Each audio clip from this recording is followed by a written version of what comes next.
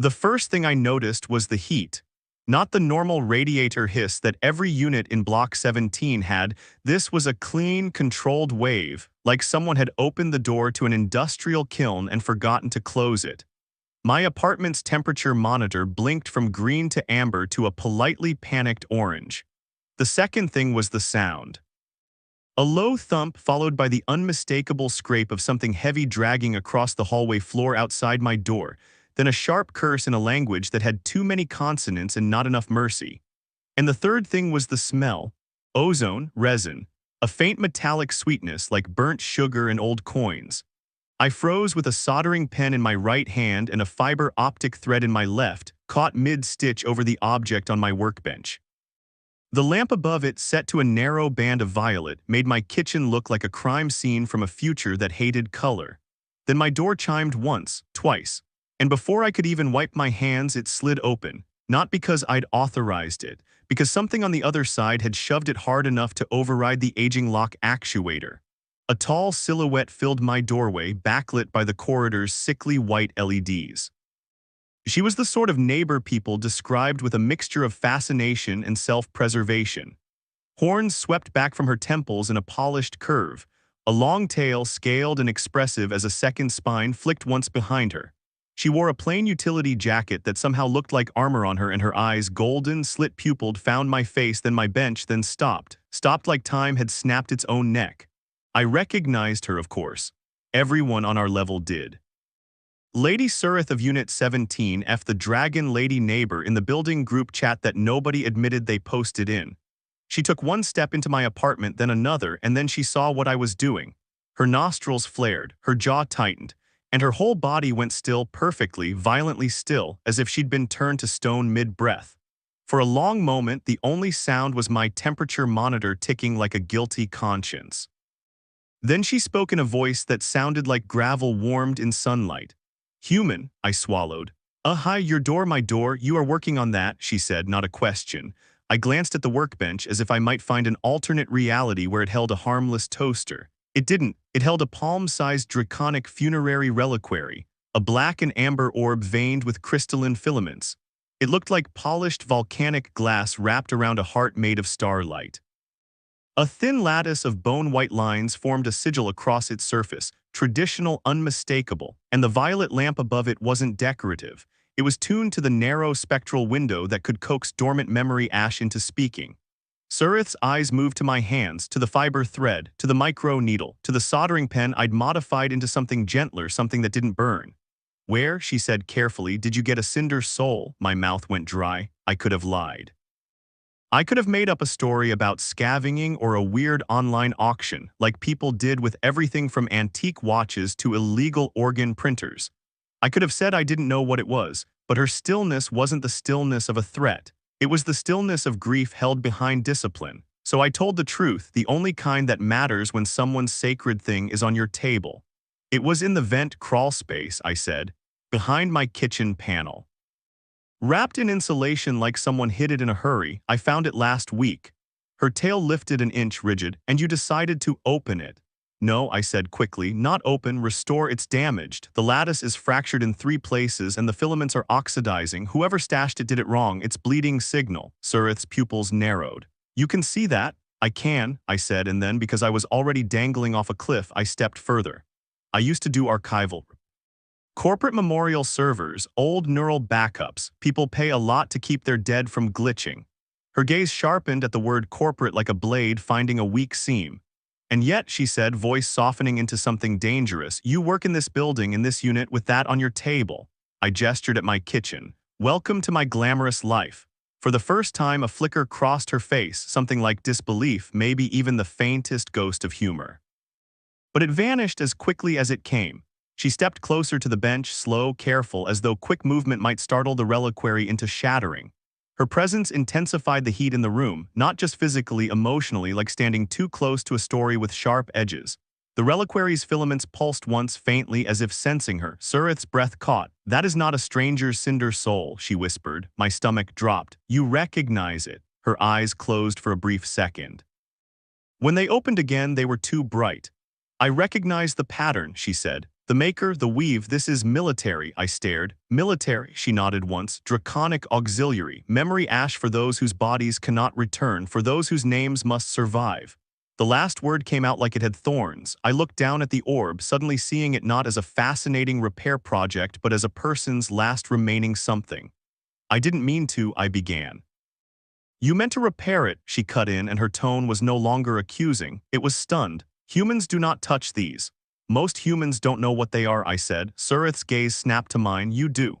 I do, I admitted, because I'm the kind of idiot who reads everything the city tries to redact. Silence. Then very carefully she reached out. Her clawed fingers hovered above the reliquary without touching it, as if warmth alone could communicate. Whose is it? She asked. I hesitated. I could answer with the truth. I didn't know. The sigil was partly fractured. The name thread, the tiny encoded line that carried identity, was damaged enough that it wouldn't decode cleanly. But something in her expression told me that not knowing might be worse than any answer. I'm trying to find out, I said. The name thread is broken, that's what I was stitching. Surith's jaw clenched and the stillness returned, this time not shock but containment. Stop, she said. My hands hovered. Stop.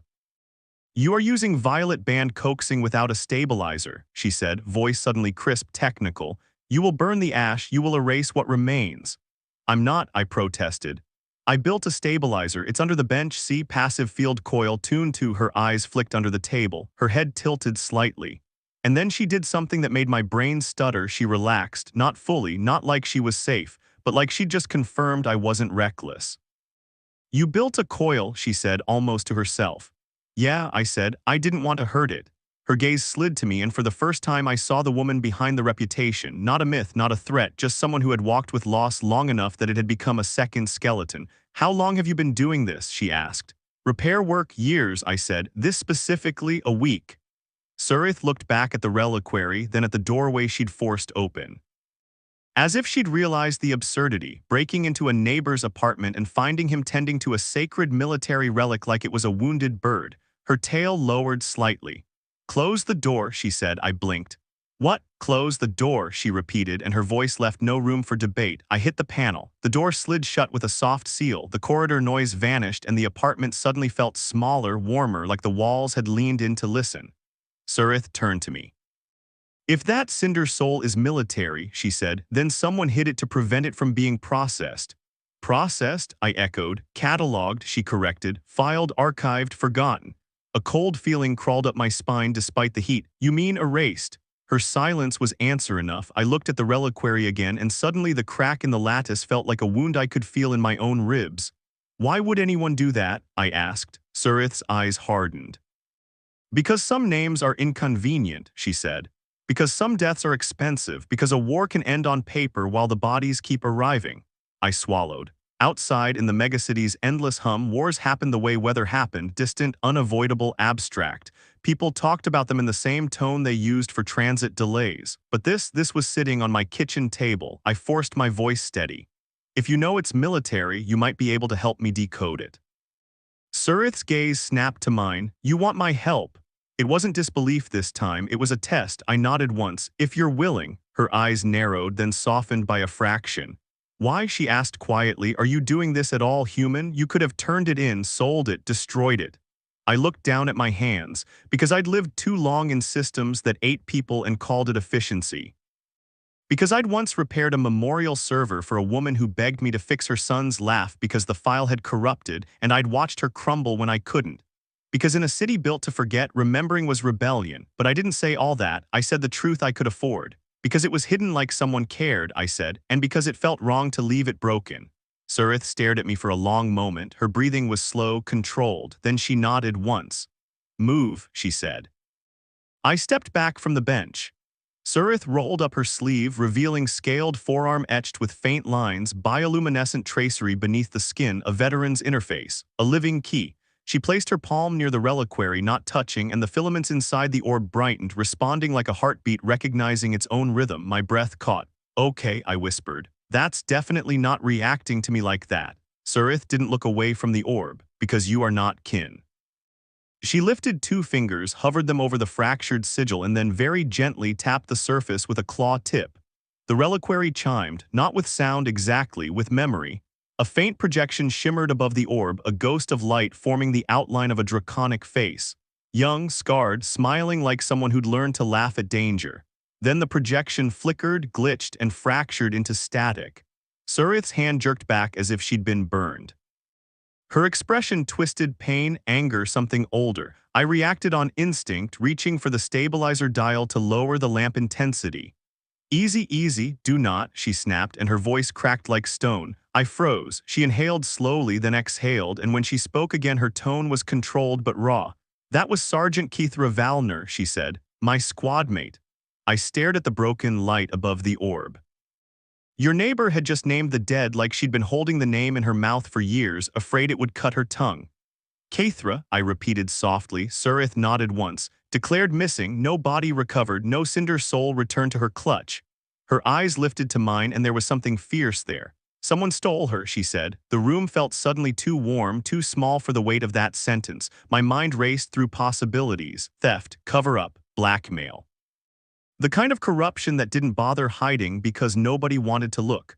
Why was it in my vent? I asked. Surith's gaze dropped to the kitchen panel. Because someone in this building is afraid, she said, and because they chose you. My stomach tightened. Chose me? You are quiet, she said. You do not attend the building's socials. You do not gossip. You work odd hours. You are unentangled. I wanted to laugh, but it came out as a small exhale. So I'm useful because I'm lonely. Surith's eyes flickered, and for a heartbeat she looked almost apologetic. Useful because you are unseen, she corrected. I didn't know which was worse. I looked at the reliquary, at the fractured sigil, at the dying memory trying to speak. Okay, I said, voice firming. Then we fix it properly. We recover the name thread, stabilize the ash, and pull the identity packet. If there's tampering, we'll see it. Surith stared at me like she was deciding whether to trust a human with a blade. Finally, she nodded once. Yes, she said, we fix it. Then her expression hardened and the heat in the room sharpened into something like a storm.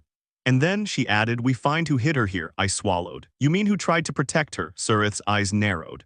No, she said, who hid her from me? The difference mattered. I glanced toward the door, imagining the corridor outside, the neighbors behind their walls, the cameras in the ceiling tiles that pretended not to record.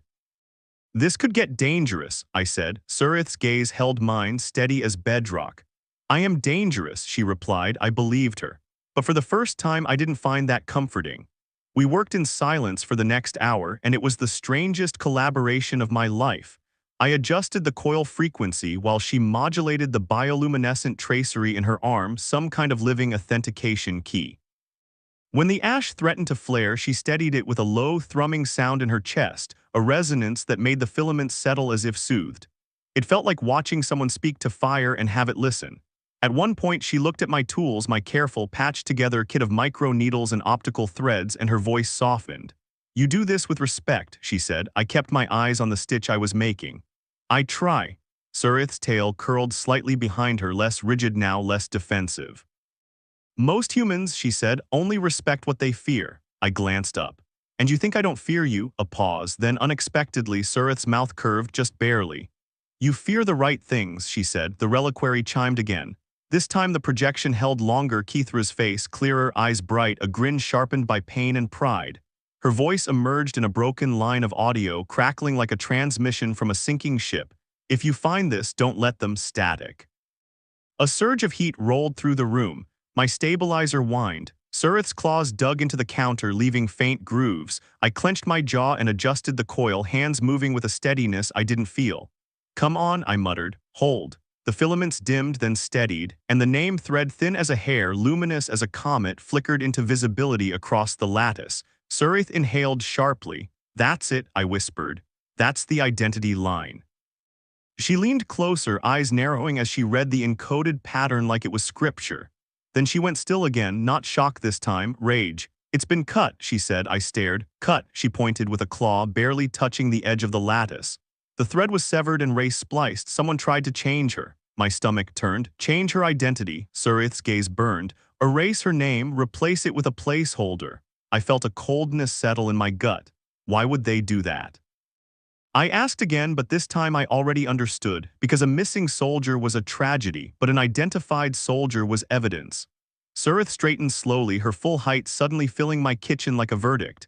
They did not just hide her, she said. They tried to make her unclaimable. I swallowed hard. Can you restore it? Surith's eyes flicked to my tools, then to her own arm's glowing tracery. Yes, she said, and her voice was like iron. But not here, I blinked. Not here. She glanced toward my ceiling, toward the vents. Because whoever put her in your wall may be listening, she said. A chill ran through me.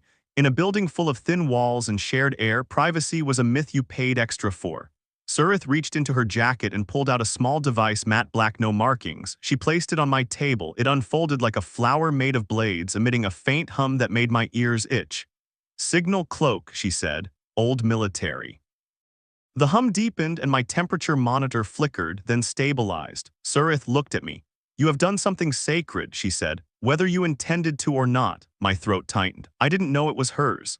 You know now, she replied. Then she did something I didn't expect from the intimidating dragon lady neighbor who never smiled in the hallway. She bowed her head just slightly, a gesture of respect. And when she spoke again, her voice was lower, quieter. Thank you, she said. For not treating her like an object. The words hit me harder than any threat could have. I nodded once, unable to speak for a moment, then I cleared my throat.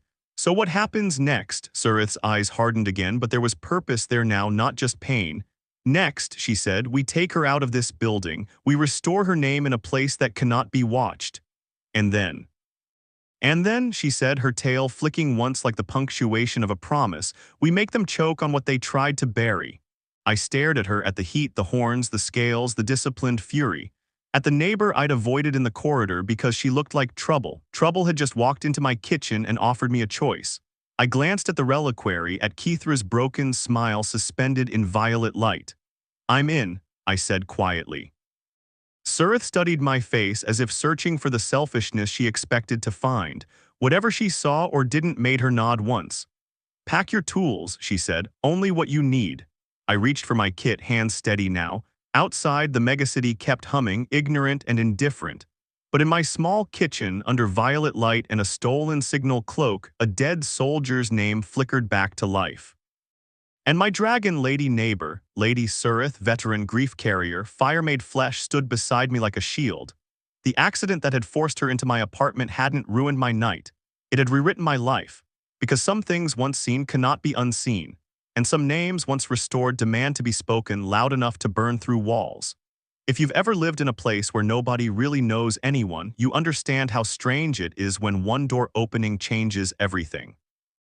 A hidden relic, a broken name, a neighbor who turned out to be more than a rumor.